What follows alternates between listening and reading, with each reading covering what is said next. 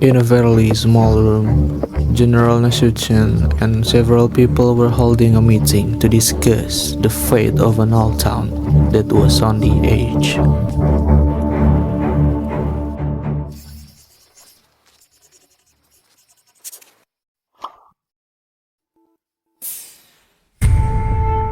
It was post-independence of Indonesia. The Indonesian government that had been formed at that time was fixing the administrative affairs of governments in various regions of the country.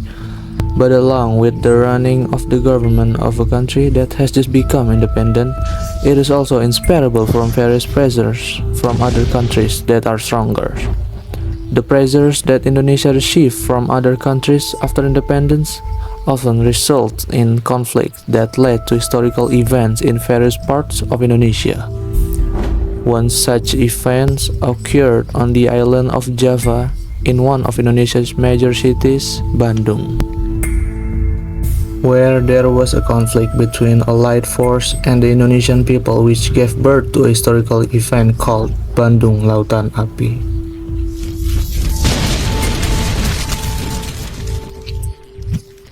Precisely, on October 12, 1945, the Allied country, namely Britain, broke its troops led by General MacDonald to the city of Bandung.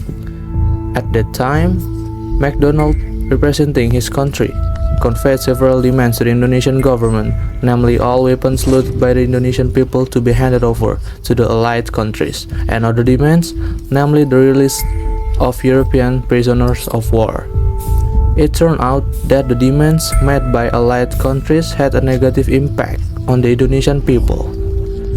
This was evidenced by the released prisoners of war committing acts that disturbed security and led to many armed clashes with Indonesian soldiers in various places in the city of Bandung. These clashes occurred so frequently and protractedly that they made the Indonesian people furious.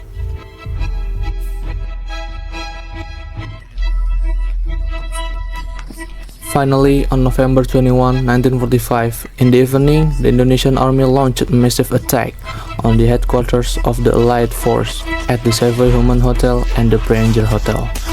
It was the largest armed clash at that time.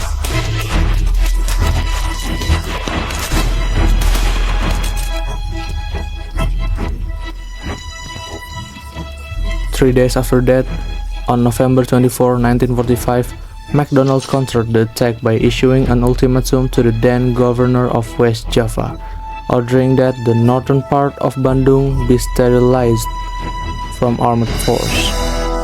Apparently, the Indonesians didn't care of the ultimatum, and during the month of December, many armed clashes were ignited, guerrilla battles and others took place in several places in Bandung, and continued for months.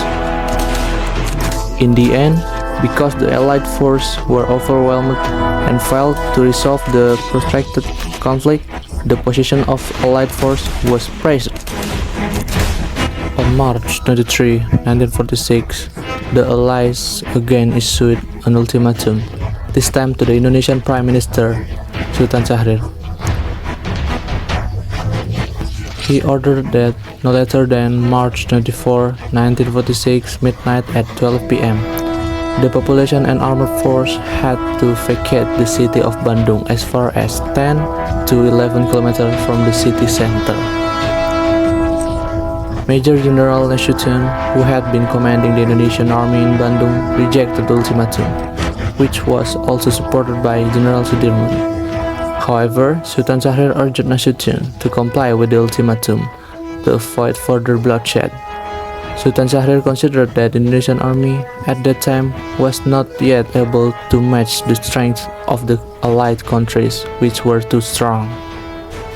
Nasution had to obey the Prime Minister's order, so he immediately held a meeting with Indonesian army officers as well as Bandung city government officials to discuss actions and respond to the ultimatum. In the end of the meeting resulted in agreement so that the city of Bandung could not be used for the benefit of the Allied forces. The city of Bandung would be burned. Burning the Bandung city was proposed by Nasution, because Nasution has previously known that the main purpose of the Allied forces coming to Bandung was to help NICA, or the Dutch, build a base in Bandung. The city of Bandung is a strategic area because it is in the middle of Java Island, close to the capital city of Jakarta and other big cities.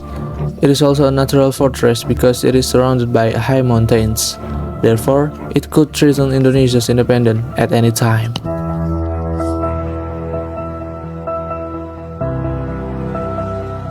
On March 23, 1946, the evacuation of the population began, and this is where the series of the events took place. The burning operation was planned to start early in the morning at 12 a.m., but at 9 p.m., the People's Bank was already burned down, followed by the building in Bancai which had been destroyed by flames, then the building in Braga, Cicadas, and Tegalaga were burned down. Allied troops realized the commotion and tried to stop it, which will lead to flames. Meanwhile, in the village of Dayakolot, there was a violent clash between Indonesian fighters and Allied troops guarding a large ammunition warehouse containing weapons and 1,100 tons of gunpowder. Toha and Ramdan were given the task of blowing up the warehouse. They are sneaking through an area not seen by the Allied forces and then entered the warehouse. In a minute, the warehouse is suddenly exploded. The ammunition warehouse, which was very important to the Allied forces, was destroyed. But both Indonesian fighters were killed in the explosion. Back in Bandung City, the Indonesian army was burning down their headquarters that could potentially be used by the Allied forces. Then after that, mobilizing and escorting more than 200,000 city residents to leave Bandung City while helping to burn their houses.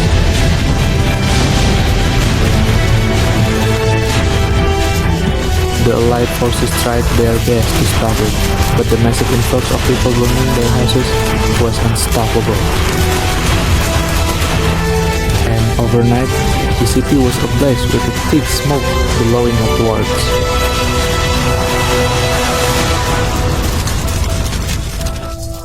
At that night, Bandung from a distance just like a sea of fire. In the morning, Bandung was just like a dead city with debris scattered all over the city. For several months, the Indonesian army and Indonesian fighters guerrilla warfare against the Allied forces.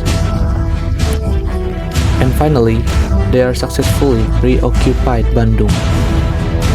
This was turning point to prevent a crisis that would threaten independence of Indonesia.